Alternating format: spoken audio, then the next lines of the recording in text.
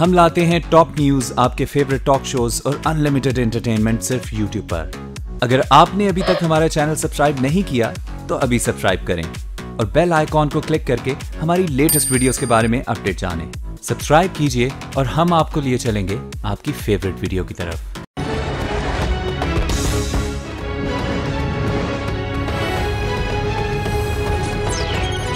जी अस्सलाम वालेकुम। प्रोग्राम में सबसे पहले बात करेंगे बलूचिस्तान असेंबली के हवाले से। वज़ीर आला के खिलाफ तहरीक अदम एतमाद कामयाब होती हुई नजर आ रही है।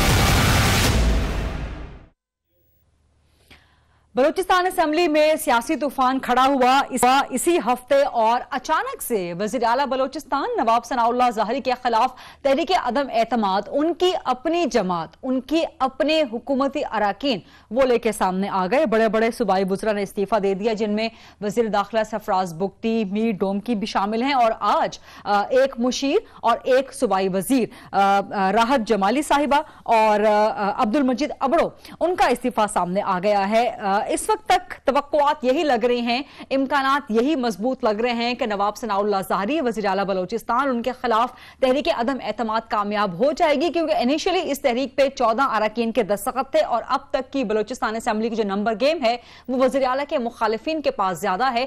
33 से 34 अरकान इकट्ठे हो चुके हैं। 9 जनवरी को इजलास है। तहरीक अदम एतमाद लाने वाले पुरएतमाद हैं कि वो वज़ीर आला बलूचिस्तान को गिराने में, उनकी हुकूमत गिराने में कामयाब हो जाएंगे, जबकि नून लीग की भी मुसलसल कोशिशें जारी हैं कि अपनी बलूचिस्तान में हुकूमत बचा ले। इसी सिलसिले में वज़ीर आज़म शाहिद खाकान अब्बासी ने मौलाना फजल रहमान साहब से भी मुलाकात की, क्योंकि JUIF के क्योंकि वो अकेली अपोजिशन की जमात है बलूचिस्तान असेंबली में, जिनका अपना लीडर भी है अपोजिशन का, और उनकी हिमायत नून लीग के हक में या उनका तहरीक अदम एतमाद में वोट डालना बहुत ड्रास्टिक हो सकता है। इस वक्त मेरे साथ मीर सरफराज बुगटी, साबिक वज़ीर दाखिला बलूचिस्तान, टेलीफोन लाइन पे। अस्सलाम वालेकुम सरफराज बुगटी साहब, बहुत शुक्रिया प्रोग्राम के लिए वक्त देने पे। और ये बताएं कि इस वक्त बलूचिस्तान असेंबली में आपके पास नंबर गेम क्या है? आप लोग तहरीक अदम एतमाद कामयाब करवा देंगे? देखें, इंशाल्लाह 99% चांसेस हैं इंशाल्लाह ये तहरीक कामयाब होगी और 40+ हमारे पास स्ट्रेंथ है। कितनी स्ट्रेंथ है आपके पास? 40+ जी इंशाल्लाह। 40+ आपके पास हो चुकी है स्ट्रेंथ? जी इंशाल्लाह। मैं अभी मैं किसी और चैनल पे नहीं कहा, क्योंकि आपसे एक रिश्ता बहन भाई का है, तो इसलिए मैं बता रहा हूँ कि 40+ है जी। अच्छा, तो इसका मतलब है कि 9 जनवरी को बलूचिस्तान हुकूमत का, वज़ीर आला साहब का आप धड़न तख्ता करने वाले हैं? 9 को तो टेबल हो रहा है जी। उसके बाद फिर स्पीकर का प्रोग्रेटिव है कि वो 3 डेज मिनिमम है, 7 डेज मैक्सिमम है। तो वो जाहिर है जो बाजार लग रहा है कि वो 7 डेज पे ही जाएगा, तो दैट मीन्स कि ये 15-16 तारीख तक चला जाएगा और 15-16 तारीख तक इंशाल्लाह ये जो तहरीक है ये कामयाब हो जाएगी। अच्छा, और उसके बाद वज़ीर आला के लिए उम्मीदवार कौन सा होगा? क्या सरफराज बुगटी साहब होंगे वज़ीर आला के उम्मीदवार?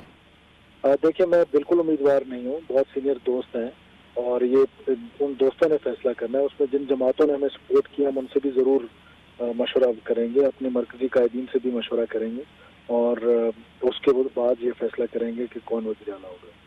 अच्छा, और आपको लगता है कि वज़ीर आला बलूचिस्तान उससे पहले ही 9 जनवरी से पहले ही मुस्ताफी हो जाएंगे, या उनको तो पूरा यकीन है कि तहरीक अदम एतमाद नाकाम हो जाएगी? देखिए, वो हमारे बड़े हैं, मोहतरम हैं। मेरा तो उनको मशवरा ये है कि एग्जिट स्ट्रेटजी पे वो गौर करें। और ये पॉलिटिक्स में होता रहता है, ये खुदा न खास्ता कोई मीरास किसी की कोई सीट नहीं होती है, ये पॉलिटिक्स है। वो खुद बहुत सारी तहरीक अदम एतमादों का हिस्सा रहे हैं, तो आज अगर उनकी तो ये कोई अनहोनी चीज़ नहीं है।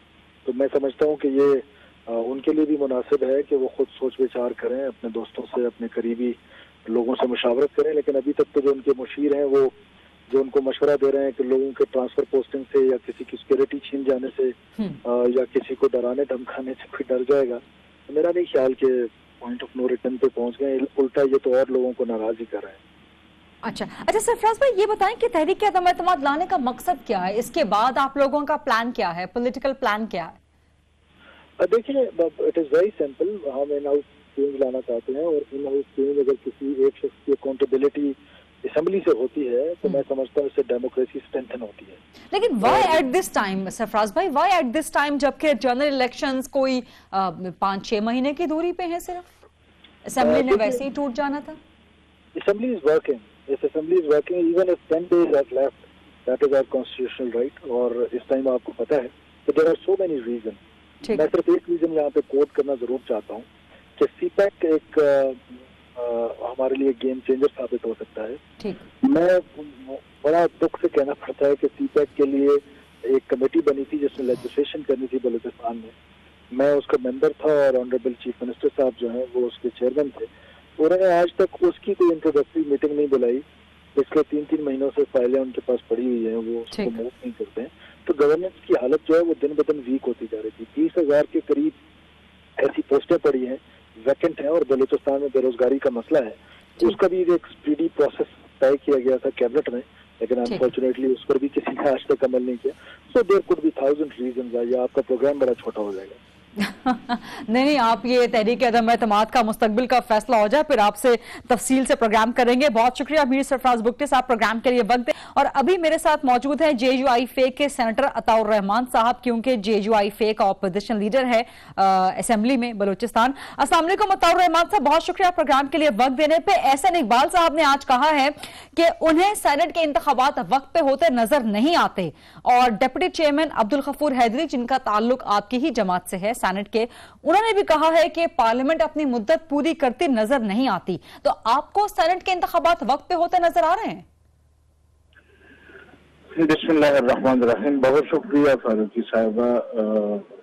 यकीनन क्यों नहीं नजर आ रहे और वजह क्या होगी कि वक्त पर इंतखाबात नहीं होंगे? हमें पूरा यकीन है कि इंशाअल्लाह वक्त पर ही इंतखाबात होंगे। यकीन है, जबकि आपकी जमात के जो डिप्टी चेयरमैन सेनेट है उनको यकीन नहीं है कि पार्लियामेंट मुद्दत पूरी करेगी। अब आपसे बात करने का मकसद यह है कि आपकी जमात जो है बलूचिस्तान में अपोजिशन लीडर रखती है और बलूचिस्तान असेंबली की जो पॉलिटिकल सूरत हाल है वो आपके सामने है। तो ये बताएं कि JUIFA का अगला लाया अमल क्या है? आप लोग नून लीग का साथ देंगे या तहरीक अदम एतमाद का साथ देने जा रहे हैं? देखिए, मेरा ताल्लुक चूंकि KPK से है और तंजीम में मेरा ओहदा जो है वो भी KPK की हद तक है। जहाँ तक बलूचिस्तान की सूरत हाल है, यकीनन इस वक्त वहाँ कुछ ऐसी गंभीर सूरत हाल बन चुकी है। मेरे ख्याल में कुछ उनकी अपनी गलतियां हैं जिसकी वजह से आज मुश्किलात हो रही हैं हुकूमत को भी। लेकिन बाहर कैफ हम तो जमहूरी लोग हैं और हमारी ख्वाहिश यही होगी कि जो भी फैसला हो मुस्तकबिल का पार्लियामेंट के अंदर हो, पार्लियामेंट के बाहर ना हो। अच्छा, बलूचिस्तान हुकूमत अगर गिरती है या असेंबली अगर वक्त से पहले टूटती है तो सेनेट के इंतखाबात आपको मुलतवी होते नजर आ रहे हैं? नहीं, ये तो कोई वजह नहीं है कि बलूचिस्तान में अगर बाकी असेंबलियां भी, कोई एक असेंबली भी बाकी हो, तब भी सेनेट का इजलास या सेनेट के इंतखाबात जो है वो मुमकिन है और किए जा सकते हैं। कानूनी तौर पर कोई रुकावट नहीं है उसमें। ठीक है, बहुत शुक्रिया सेनेटर अताउर रहमान साहब प्रोग्राम में बात करने के लिए। और इस वक्त बलूच खिचड़ी क्या पक रही है? नून लीग को दावा है कि वो अपनी हुकूमत बचा लेगी, जबकि तहरीक अदम एतमाद लाने वाले पुर एतमाद हैं कि वो वज़ीर आला को गिरा देंगे। असल सिचुएशन ऑन ग्राउंड है क्या, ये जानेंगे हम आज न्यूज के ब्यूरो चीफ मुजीब आलम से। जी अस्सलाम वालेकुम मुजीब आलम साहब, आपको आवाज आ रही है मेरी? जी फरीदा। जी मुजीब साहब, ये बताएं कि इस वक्त बलूचिस्तान में सूरत हाल क्या है? नंबर गेम किसके हक में जा रही है? सरफराज बुगटी कह रहे हैं कि उनके पास 40 के करीब नंबर गेम आ चुकी है और वो आराम से गिरा सकते हैं वज़ीर आला की गवर्नमेंट। जी फरीदा, एक चीज जो क्लियर होना है कि यहाँ पे बलूचिस्तान में मुस्लिम लीग नून की हुकूमत नहीं गिरेगी। अगर गिरेंगे तो वजीर आला गिरेंगे, क्योंकि नेक्स्ट वजीर आला अगर ये चेंज होंगे तब भी नून लीग से ही आएगा, क्योंकि जो कुछ होने जा रहा है यहाँ पे वो तोड़फोड़ सब नून लीग के अपने अंदर की है। और जो मुखालफिन खड़े हुए तहरीक अदम एतमाद के साथ, उनका कमिटमेंट है नून लीग के साथ कि वजीर आला उन्हीं का होगा। इसलिए चेंज सिर्फ फर्क की हद तक आएगी, पार्टी तब्दील नहीं होगी। तो इस वक्त नंबर गेम तहरीक अदम एतमाद वालों के पास आ गई है? उनका दावा जरूर है ये कि उनके पास आ गई है, लेकिन कुछ ग्राउंड फैक्ट्स हैं जिनको मद्देनजर रखना होगा। इनमें नेशनल पार्टी अगर देखें तो 11 अरकान के साथ है, सिर्फ एक रुकन उसका मुनरिफ है खालिद लांगो, जबकि पश्तूनख्वा मैप 15 सीटों के साथ इंटैक्ट है वजीर आला की हिमायत में। 24 तो ये हो जाते हैं। अब डिपेंड करता है मुस्लिम लीग के अरकान पे कि वो क्या करेंगे। अब तक 12 अरकान ऐसे हैं जो हाँ में या ना में किसी में नहीं है, खामोशी है, और 9 तारीख को वाजे होगा कि वो किस तरफ झुकाव उनका होता है। सिर्फ 10 अरकान की वाबस्तगी मुनरफिन के साथ है, जबकि 10 अरकान अब भी बज़ाहिर वजीर आला के साथ है। तो नंबर गेम बज़ाहिर तो वजीर आला के साथ ही है, और उनके तर्जुमान में अभी हम लेकिन ये नंबर गेम अगर हम डिवाइड करें तो नून लीग के 12 जो कि मुनहरिफ हैं, काफ लीग के 5 और नेशनल पार्टी के आपने खालिद लांगो की तो बात की, लेकिन नवाब शाहवानी भी हैं, फतह बुलैदी भी हैं, फिर JUIF के भी काफी मैटर करेंगे कि उनके वोट हैं, फिर काफ लीग ANP का एक बंदा, वहदत मुस्लिमीन के लोग कहां जाते हैं। तो सब मिल मिला के अच्छा खासा नंबर गेम तो बन जाता है, और इस वक्त कोई 5 की तादाद कम है सिर्फ। जी गरीदा, अभी आपने नवाब शाहवानी की बात की, तो अब से निस्फ घंटा कबल नवाब शाहवानी ने वजीर आला बलूचिस्तान सनाउल्लाह ज़हरी से मुलाकात की और मुकम्मल हिमायत का यकीन दिलाया। उन्होंने कहा है कि उनके हवाले से जो अफवाहें गर्दिश कर रही हैं वो हकायक पर मबनी नहीं है। उनकी जानिब से कोई इस्तीफा भी नहीं दिया गया, वो अहम वजारत पर फायज हैं। बज़ाहिर ये लगता है कि नेशनल पार्टी काफी हद तक इंटैक्ट है, लेकिन जैसे जैसे सूरत आगे बढ़ेगी तो चेंज भी हो सकता है, क्योंकि 4 दिन अभी बाकी हैं, और इसके दौरान अगर 3-4 वज़रा और मुस्तफ़ी हो गए तो सिचुएशन काबू से बाहर हो जाएगी। लेकिन इसके बावजूद वजीर आला बलोचिस्तान इस्तीफा देने के मूड में कतई नहीं है। उनके तर्जुमान ने इनसे भी हमारी बात हुई, उनका कहना है कि इस हवाले से भी टोटल अफवाहें हैं, वो किसी सूरत मुस्तफ़ी नहीं होंगे। ओके, ठीक है मुजीब आलम साहब, बहुत शुक्रिया हमें ग्राउंड से अपडेट करने के लिए। बलूचिस्तान हुकूमत 4 दिन रह गए हैं, आर होती है या पार, ये 9 जनवरी को वाजे हो जाएगा। प्रोग्राम में लेते हैं एक छोटी सी ब्रेक, और ब्रेक के बाद जब वापस आएंगे तो पाक अमरीका ताल्लुकात और अमरीकी सदर डोनाल्ड ट्रंप के खुफिया पोल खोल देने वाली किताब सामने आ गई है। इस पर बात करेंगे आफ्टर शॉर्ट ब्रेक से।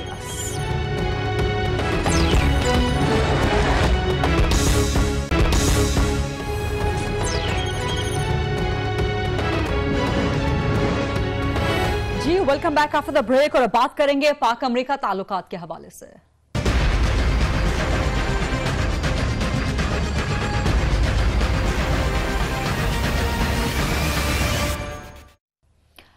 एक तरफ जहां पाक अमरीका ताल्लुकात इंतहाई तल्ख होते जा रहे हैं, अमरीका की तरफ से पाकिस्तान मुखालिफ इल्जामात और इकदामात बढ़ते चले जा रहे हैं। अमेरिका ने पाकिस्तान की सिक्योरिटी असिस्टेंस यानी कि दिफाई ताउन और इमदाद मुअत्तल कर दी है। मुअत्तली का टाइम पीरियड कितना है अभी नहीं बताया गया, और इस मुअत्तली में इमदाद यानी कि रकम कितनी मुअत्तल की गई है इसका भी फिलहाल कुछ पता नहीं है। यह जरूर कहा गया अमेरिका की तरफ से कि यह परमानेंट फिलहाल मुअत्तली नहीं है, लेकिन मुतालबा उनका यह है कि पाकिस्तान तालिबान के खिलाफ हक्कानी नेटवर्क के खिलाफ कार्रवाई करे, तो यह सिक्योरिटी असिस्टेंस जिसमें फौजी साजो सामान भी शामिल है, फौजी इमदाद भी शामिल है, यह दोबारा से खोली जा सकती है। इसके साथ साथ अमेरिका में एक बड़ा भौंचाल आया हुआ है अमरीकी सदर डोनाल्ड ट्रंप के हवाले से कि वहां पर एक मुसन्निफ माइकल वुल्फ, उन्होंने एक तहलका अंगेज किताब लिख डाली है जिसका उन्वान है फायर एंड फ्यूरी, और ये डोनाल्ड ट्रंप की जिंदगी के खुफिया पोल इस किताब ने खोल दिए हैं, उनके अखलाकियात का पोल खोल के सामने रख दिया है। खासतौर पे किताब ये दावा करती है कि अमेरिकन फॉरेन सेक्रेटरी जो हैं रेक्स टिलरसन, वो ट्रंप को बेवकूफ समझते हैं, और अमरीकी कौमी सलामती के मुशीर मैकमास्टर ट्रंप को नशे का आदी समझते हैं, और वो ट्वीट्स भी शायद नशे की हालत में करते हैं। किताब ये भी कहती है कि डोनाल्ड ट्रंप अपनी जिद में आके ट्वीट करते हैं और इसके नताइज क्या होंगे उसका कोई ख्याल नहीं रखते, और भी बहुत सी बातें हैं खासतौर पर रशिया के साथ ताल्लुकात के हवाले से। और एक चीज जिस पे डोनाल्ड ट्रंप पहले दिन से, जब से इलेक्शन कैंपेन वो अपनी शुरू कर रहे हैं, उन्हें शदीद तनकीद का सामना करना पड़ रहा है, वो खवातीन के बारे में उनका रवैया है। और इस नई किताब फायर एंड फ्यूरी में लिखा गया है कि डोनाल्ड ट्रंप अपने दोस्तों की बीवियों के साथ गैर अखलाकी हरकत करते रहे और उनके साथ नाजेबा गुफ्तगू भी करते रहे। तो एक तरफ अमेरिकी सदर डोनाल्ड ट्रंप का ये रवैया और दूसरी तरफ पाकिस्तान के साथ उनके अजीबो गरीब इल्जामात और इक़दाम, इसी हवाले से प्रोग्राम में बात करेंगे। मेरे साथ हैं सीनियर पार्लियामेंटेरियन पाकिस्तान तहरीक-ए-इंसाफ के सीनियर मरकज़ी रहनुमा आरिफ अलवी साहब कराची से ज्वाइन कर रहे हैं और सीनियर दिफाई तज्ज़ियाकार हैं जनरल अमजद शुएब साहब इस्लामाबाद से ज्वाइन कर रहे हैं। अस्सलाम वालेकुम आप दोनों को। और जनरल साहब, पहले आप बताइएगा कि क्या ये जो दिफाई इमदाद और ताउन बंद किया गया है, क्या पाकिस्तान को इससे कोई फर्क पड़ता है? बिस्मिल्लाहिर्रहमानिर्रहीम।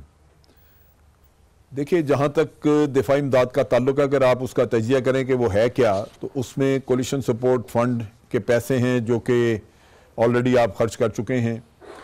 वो आ जाएं तब भी, ना आ जाएं तब भी, मेरा ख्याल है कि वो खर्चा ही है, उससे कोई फ़र्क नहीं पड़ेगा। दूसरी बात यह है कि कुछ ट्रेनिंग का खर्चा था, उसमें ट्रेनिंग के पैसे थे जिसमें कि आपके लोगों ने जाके वहाँ ट्रेनिंग करनी थी, और ट्रेनिंग भी वो नहीं होती जो हम रिक्वेस्ट करते हैं कि जी हमारे को लोग वहाँ ट्रेन किए जाएं। ये खुद वो ऑफ़र करते हैं और उसको इमदाद में एडजस्ट कर देते हैं कि अच्छा ठीक है जी, ये फ़लाँ लोग ये कोर्स कर लेंगे, फ़लाँ ये कर लेंगे, जिसकी मैं समझता हूँ हमें यहाँ कोई ख़ास ज़रूरत नहीं है। जिस तरह की जंग लड़ी जा रही है, पाकिस्तान खुद उसमें कई ममालिक के लोगों को यहाँ ट्रेन कर रहा है, तो इस वजह से मेरा ख्याल है कि उसका कोई ऐसा ख़ास इम्पेक्ट नहीं आएगा। फिर कुछ खर्चा उसमें कुछ ऐसी एलोकेशंस थी जो कि स्पेयर पार्ट्स वगैरह के बारे में थी, जहाँ पे कुछ स्पेयर पार्ट्स मिलने थे, और वो हो सकता है कि वक्ती तौर पे पाकिस्तान एयरफोर्स को शायद कुछ मुश्किलात उसमें आएँ, क्योंकि पाकिस्तान आर्मी, जहाँ तक आर्मी का ताल्लुक है, वो अमेरिकन इक्विपमेंट पे डिपेंडेंट नहीं है, और अमेरिकन इक्विपमेंट जो हम इस्तेमाल करते हैं उसका तमाम चीज़ें, उसका एमुनिशन जो भी है या उसके स्पेयर वगैरह, वो सब हम यहीं केटर करते हैं, पाकिस्तान में बनते हैं, इसलिए उसकी कोई ऐसी प्रॉब्लम नहीं होगी। मेरे अपने अंदाजे के मुताबिक इसका कोई ख़ास ऐसा इम्पेक्ट नहीं आएगा जो पाकिस्तान अपने तौर पे उसको पूरा ना कर सके, या उसका कोई और सद्देबाब या किसी और ज़रिए से उसको ना निपटा सके। F-16 के पुर्जों का मसला है, लेकिन वो मेरा ख्याल है कि बड़ी इस दुनिया में बेशुमार मुल्क है जो F-16 इस्तेमाल करते हैं, ख़ास तौर पे टर्की, और हमें पहले भी कभी तंगी आई तो उनसे मदद मिलती रही है, और आइंदा भी मेरा ख्याल है वो स्पेयर पार्ट्स मिल जाएंगे। इसलिए कोई ऐसा इम्पेक्ट नहीं आने वाला जो कि पाकिस्तान को हिला के रख दे या बहुत बड़ी परेशानी का बायस। कोई खास फर्क नहीं पड़ने वाला अमेरिकी इक़दामात से। आरिफ अलवी साहब, आप फरमाइएगा, एक तरफ अमेरिका के पाकिस्तान पे इल्जामात, पाकिस्तान मुखालिफ इक़दामात, फिर अमेरिका में आज हलचल मची हुई है। इस किताब फायर एंड फ्यूरी, इसकी जिल्दें जो हैं वो हाथों हाथ बिक रही हैं, स्टोर की शेल्फों से फटाफट गायब हो रही हैं ये किताब की जिल्दें, और किताब कहती है कि ट्रंप इंतजामिया के अपने लोग समझते हैं कि वो नशे के आदी हैं, वो बेवकूफ़ हैं, वो ज़िद में ट्वीट करते हैं, ख़वातीन के साथ उनके ताल्लुकात, ख़ासतौर पे अपनी दोस्तों की बीवियों के साथ उनका रवैया वो किस किस्म का है। तो ऐसे शख्स को संजीदा लेना चाहिए? देखिए, संजीदा तो वो है नहीं। मैं समझता हूँ कि अमेरिकन पब्लिक उसके अखलाकियात के साथ वाकिफ़ थी और जानबूझकर इलेक्ट किया। मैं समझता हूँ कि ट्रंप साहब के जो कैरेक्टर है उसका अंदाज़ा इलेक्शन से पहले भी हो गया था, और ये कि उन्होंने ट्वीट किया और जिस तरह से वो ट्वीट करते रहे वो आपको मालूम है। उन्होंने नॉर्थ कोरिया को ये कहा कि जी तुम्हारे पास न्यूक्लियर बटन है तो मेरे पास तुमसे बड़ा न्यूक्लियर बटन है। यानी इसका मतलब जो टिपिकल अमेरिकन कॉवबॉय, जिसको पाकिस्तान के अंदर हम ये भी कह सकते हैं कि इंटरनेशनल गुंडागर्दी के एतबार से वो रवैये हैं कि अगर खुदा ना खास्ता ये ट्रंप जिसका हैंडल न्यूक्लियर बटन के ऊपर है, वो रिएक्शन के अंदर न्यूक्लियर बटन भी दबा सकते हैं। जो इन्होंने ट्वीट की है ये इनके मिजाज के ऐन मुताबिक है, ये जब आए थे इनकी पॉलिसीज के ऐन मुताबिक है।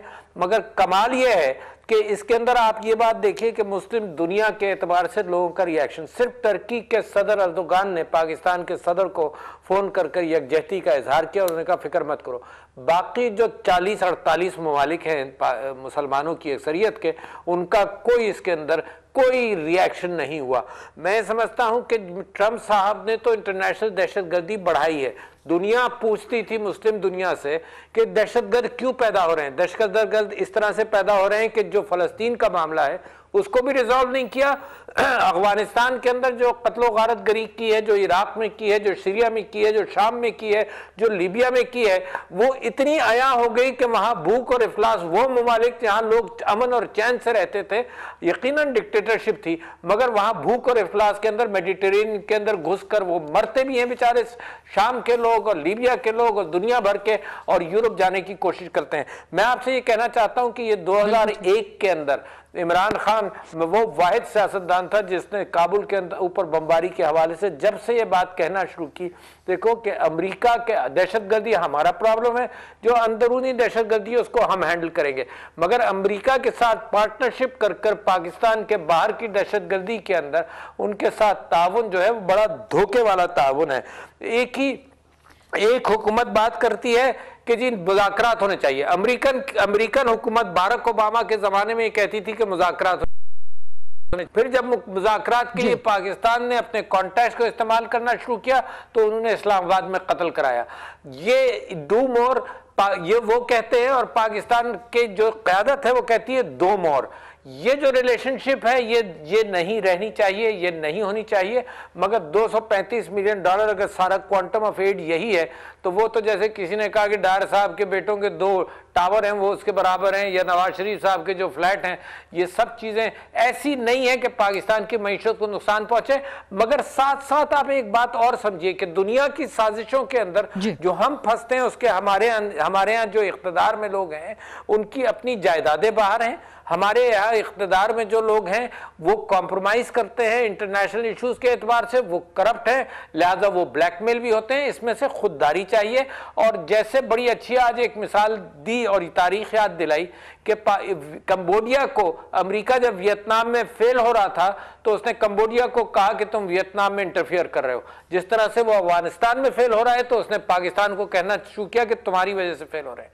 कंबोडिया की हुकूमत को उन्होंने गिराया, पोल पोत रिजीम आई, जालिम हुकूमत, उसने 10 लाख कैम्बोडियंस को मारा और कैम्बोडिया जो प्रिंस सिहानूक के नीचे था वो अब तक उससे रिकवर नहीं कर सका। तो पाकिस्तान के अंदर भी अपनी पॉलिसी इनकी फेल हो रही है अफगानिस्तान में, और पाकिस्तान के ऊपर ये इल्जाम तराशी कर कर प्रेशर डालना चाहते हैं, मगर हमारी लीडरशिप जो है वो अपनी मईशत इल्जाम तराशी के अलावा अलवी साहब ये पॉइंट भी है, इल्जाम तराशी के अलावा अलवी साहब ये पॉइंट भी है कि डोनाल्ड ट्रंप के अपने अखलाकियात के हवाले से, उनके कैरेक्टर के हवाले से बहुत संगीन सवालात उठ रहे हैं अमेरिका में। इंपीचमेंट की उनकी वैसे ही कार्रवाई जो है वो मुअत्तल पड़ी है, तो एक ऐसा शख्स जिसे उसकी एडमिनिस्ट्रेशन के लोग कहते हैं कि ये बेवकूफ है, ये अहमक है, ये नशे का आदी है, खवातीन से नाजेबा ताल्लुकात रखता है, नाजेबा रवैया इख्तियार करता है, क्या उसे अमेरिका का सदर या कहीं का भी सरबराह होने का हक हासिल है? मैं आपसे पूरा इत्तेफाक करता हूं, मगर अमेरिकन सोसाइटी के अंदर जो उसने पोलराइजेशन किया है कि वाइट और नॉन वाइट्स का, ये जो रेशियल डिवाइड उसने पैदा किया है, ये अमेरिका के लिए भी अच्छा नहीं है। तो मैं समझता हूं कि अमेरिका के अंदर जो उसकी प्रोसीडिंग्स होनी चाहिए कि इस ट्रंप की ताकत को आइसोलेट किया जाए। मगर एक चीज जहन में रखिए, जहां हम ये सारी बातें कर रहे हैं ये भी बात जहन में रहे कि जो अमेरिका की पाकिस्तान के हवाले से पॉलिसी है उसका इस चीज से डायरेक्ट ताल्लुक नहीं है। अलबत्ता आदमी जो ट्विटर के ऊपर जो बेकार यानी रात को 3-3, 4 इंटरनेशनल रिलेशंस के हवाले से ट्वीट करता है। आपको याद है कि लंदन के मेयर के साथ क्या ट्वीट के ऊपर इसने कहा, आपको याद है कि ऑस्ट्रेलियन प्राइम मिनिस्टर से जब फोन पे बात की तो उसने बदतमीजी की पहले ही 2 दिन के अंदर, फिर यरूशलेम को दारुल खिलाफा डिक्लेयर कर इसने ऐसी आग डाली है मिडिल ईस्ट के अंदर कि इससे मजीद दहशतगर्द पैदा होंगे और दुनिया का अमन तबाह होगा। मुझे जनरल अमजद शुएब की तरफ जाना है। चला अमजद शुएब साहब, ये किताब फायर एंड फ्यूरी अमेरिका में इसने तहलका मचा दिया। ये किताब कहती है कि डोनाल्ड ट्रंप साहब नशे के आदी हैं, ट्वीट्स भी नशे की हालत में करते हैं या जिद की आदत में वो ट्वीट्स कर देते हैं। तो पाकिस्तान का इस वक्त जो रवैया है इन ट्वीट्स के बाद डोनाल्ड ट्रंप की, वो आप समझते हैं कि मुनासिब है? और खासतौर पर अमेरिका का ये मुतालबा कि तालिबान और हक्कानी नेटवर्क के खिलाफ कार्रवाई मजीद की जाए, क्या कहेंगे इस पर? देखिए, बात यह है कि ट्रंप तो अमेरिका का प्रेसिडेंट है और उनका आइन उसको इजाज़त देता है और उसके पास बहुत इख्तियारात हैं। अगर वो कोई ऐसा कदम उठाए और स्टेट डिपार्टमेंट उससे एग्री ना भी करे तो वो सदर होने की हैसियत से वो कर तो सकता है, चुनाचे आपको उसका खमियाजा, उसके नताइज भुगतने पड़ेंगे। चुनाचे मेरा अपना अंदाज़ा है कि पाकिस्तान में हमें हर तरह की सिचुएशन के लिए तैयार रहना चाहिए, उसके लिए अपनी मनसूबाबंदी करके रखनी चाहिए, ताकि अगर हालात ऐसे हों जो कि एक दीवाने या पागल की वजह से हो रहे हैं तो इंसान उसका भी मुकाबला कर सके।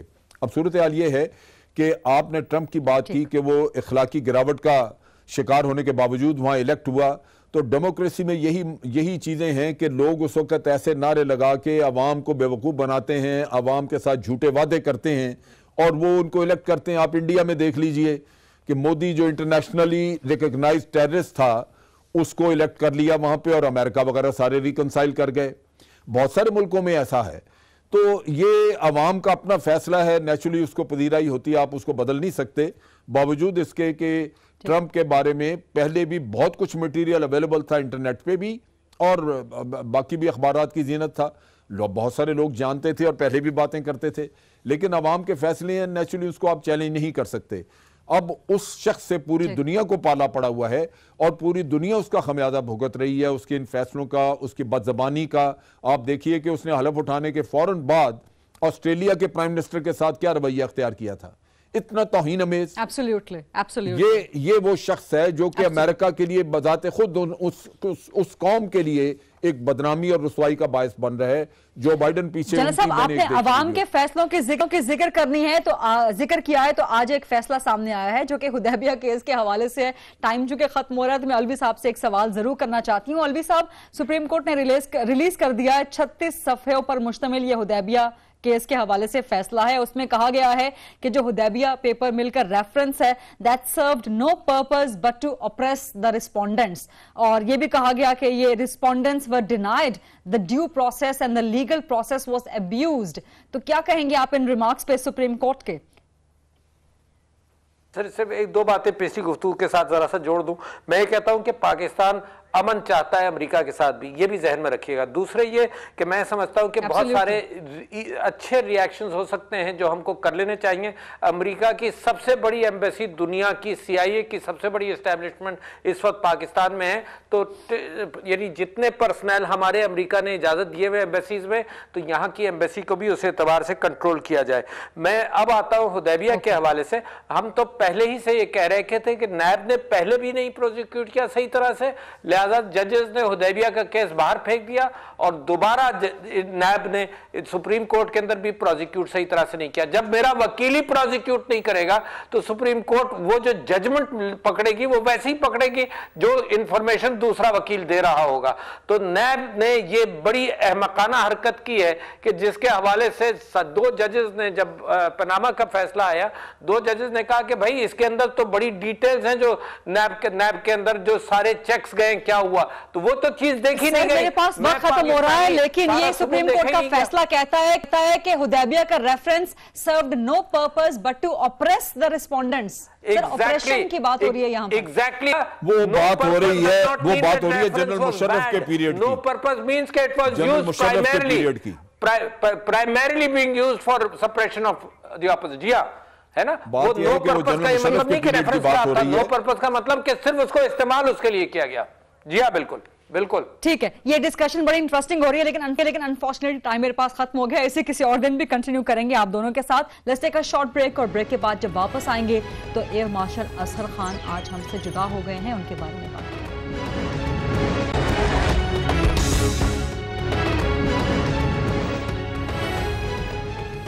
जी वेलकम बैक। पाकिस्तान की सियासी और दिफाई तारीख का एक बड़ा बाब आज हमसे बिछड़ गया।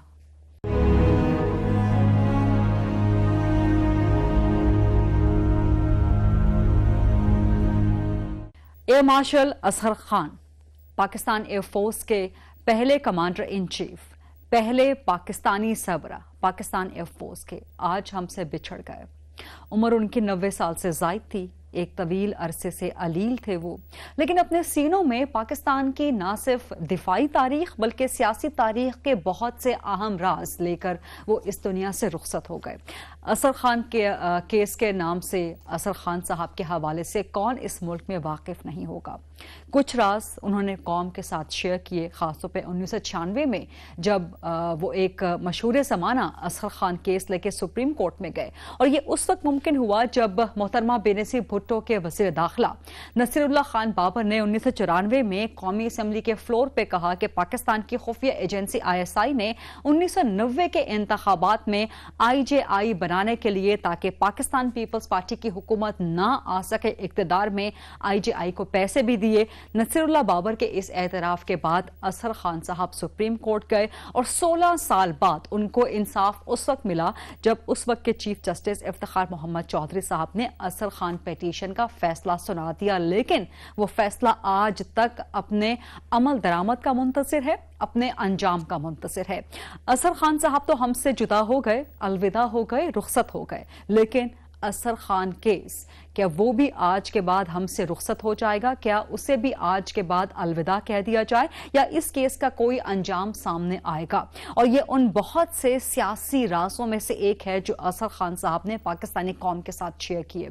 इससे भी कहीं ज्यादा सियासी राज वो अपने सीने में लेके मनो मिट्टी तले चले गए हैं। असर खान साहब को ना सिर्फ उनकी दिफाई खिदमात के हवाले से, क्योंकि वो पाकिस्तान के एयरफोर्स के पहले कमांडर इन चीफ थे, पहले पाकिस्तानी सरबराह थे, पहले नेटिव सरबराह थे, इससे पहले पाकिस्तान एयरफोर्स के सरबराह गैर मुल्की ही रहे थे। उन्हें इन खिदमात के हवाले से भी याद रखा जाएगा। जंग अजीम दोयम में उन्होंने फाइटर पायलट की हैसियत से अपनी दिफाई खिदमात को मनवाया था, लेकिन इसके साथ साथ जब वो सियासत में आए तो उनकी दयानत और उनकी अमानत काबिल रश्क रही। और यही वजह है कि आज जब वो रुखसत हुए हैं तो ना सिर्फ पाकिस्तान की अस्करी क़यादत बल्कि पाकिस्तान की तमाम सियासी क़यादत उनके बिछड़ने का गम मना रही है।